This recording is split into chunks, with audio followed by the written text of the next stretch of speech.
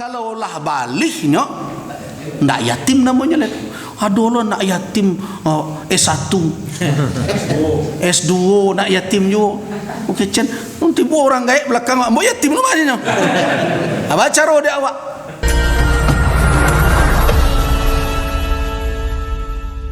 So ulama tadi lah nan tahu makna infak.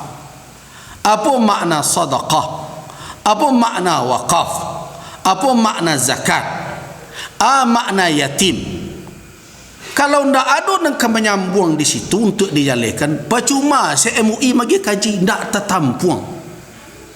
Tekong ndak ada. Itu masalahnya kok.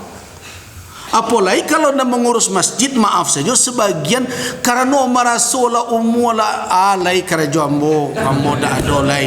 Kok ka mengabdi selainnya. Kan gitu kan. Nah, ambo ka mengabdi selain nanti umur sampai ya. Ya alhamdulillah wa syukuri.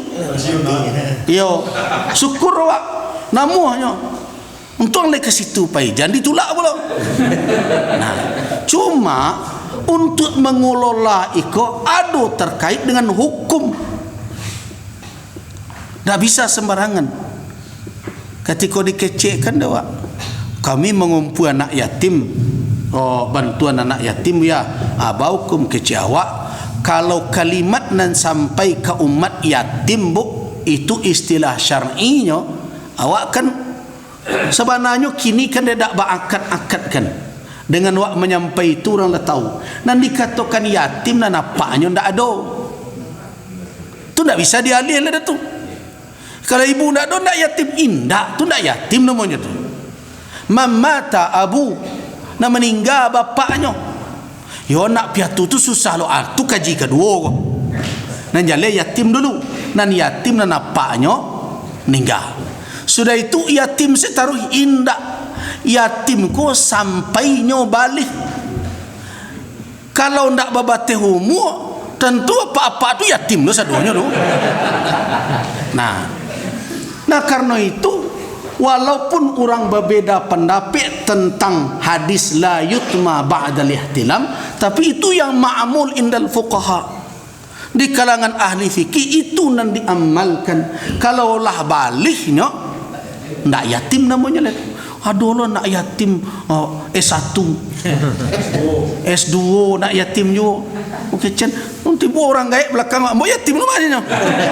Apa cara dia awak? Tentu kedibate. Woinyo susah. Bukan berarti kalau nyo susah nyo ndak kadape bantuan ihsan dari kaum muslimin, tapi indak iko saluran nyo.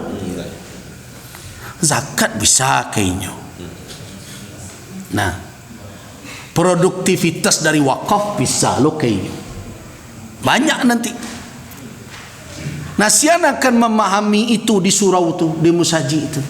Tentu nan alim tadi nyambungnya. Asamo jo kasus tentang wakaf. Lah barangkali dikecilkan.